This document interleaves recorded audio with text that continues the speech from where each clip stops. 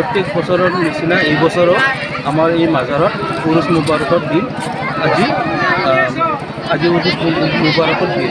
এই উৰুছ মুবাৰকত ভালেখিনি মানুহ হৈছে আৰু বহুত মানুহে ইয়াত সহায় কৰিছে। প্ৰশাসনৰ ফালৰ পৰাও বহুত সহায় পাইছোঁ। প্লাছ আমাৰ এই অনুষ্ঠানত এটা বহুত বিশেষ প্ৰব্লেম আছে পানীৰ সুবিধা কিন্তু বহুত কষ্ট হয় পানীৰ কাৰণে আমাৰ এই অনুষ্ঠানত। বিশেষকৈ মই আমাৰ চৰকাৰক অনুৰোধ জনাব বিচাৰিছোঁ যে এই অনুষ্ঠানত পানীৰ ব্যৱস্থাটো কৰি দিয়ে। লগতে আৰু এই অনুষ্ঠানত আজি ইমান অল অসমৰ পৰা মানুহ আহিছে আৰু হাজাৰ হাজাৰ মানুহ ইয়াৰ সমাগম হয় প্ৰত্যেক বছৰে মাঘ মাহৰ 26 তাৰিখে। এই মাজাৰখন বহুত অলৌকিক মাজাৰ হয়। ইয়াত মানে সকলো মানুহে কিয় মানে আৰু প্ৰত্যেক বছৰে এই মাজাৰখনত মানুহ সংখ্যা বাঢ়ি যায়, কিয়নো এই মাজাৰস্থলীত বহুতো অলৌকিক শক্তি আছে।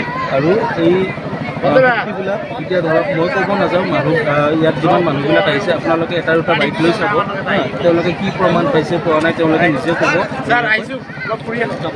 মই বাংলাৰ মাজাৰ চৰিফৰ সম্পাদকদেৱে আৰম্ভ কৰিছোঁ।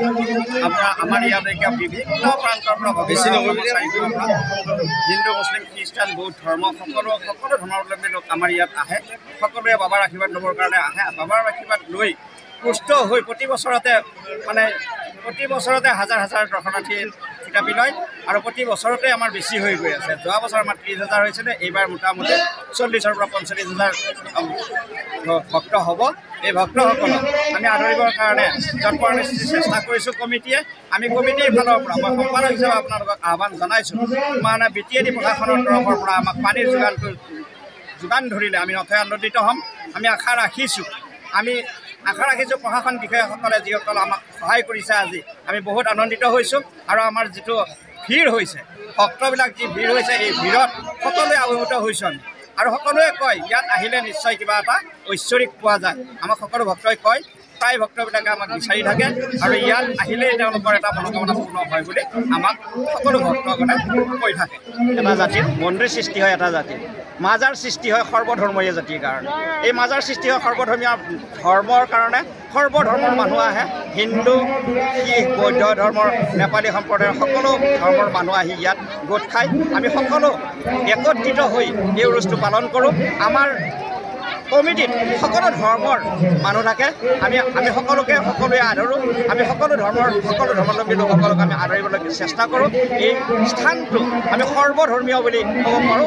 এইকাৰণে ক'ব পাৰোঁ সকলো ধৰ্মৰ মানুহ আহি বাবাৰ আশীষ লয় আৰু সকলোৱে ইয়াৰ পৰা এটা নিশ্চয় মুনাফা লাভ কৰে।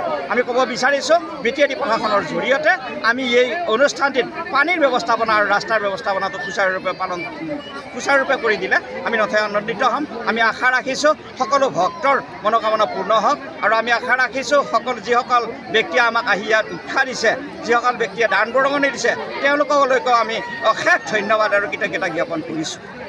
মই মাজাৰ পৰিচালনা সমিতিৰ মুখ্য সভাপতি।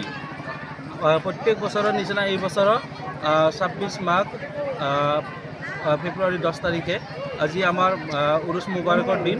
এই উৰুছ মুবাৰকত প্ৰত্যেক বছৰৰ নিচিনা এই বছৰৰ হাজাৰ হাজাৰ মানুহৰ সমাগম হৈছে আৰু প্ৰত্যেক মানুহখিনিয়ে আহি বহুত ভাল পাইছে। তেওঁলোকে এটা দুটা কমেণ্ট দিছে, ভাল লাগিছে শুনি, কিয়নো পৰিৱেশটো বহুত ভাল পাইছে ইয়াত। আৰু ইয়াত আমাৰ প্ৰশাসনৰ ফালৰ পৰা বহুত সহায় কৰিছে। প্লাছ আমাৰ SSB আমাৰ চামৰাং, তাৰপিছত আমাৰ টেংকি বস্তি, তেওঁলোকৰ ফালৰ পৰা বহুত সহায় কৰিছে। পানীৰ ক্ষেত্ৰতো সহায় কৰিছে তেওঁলোকে।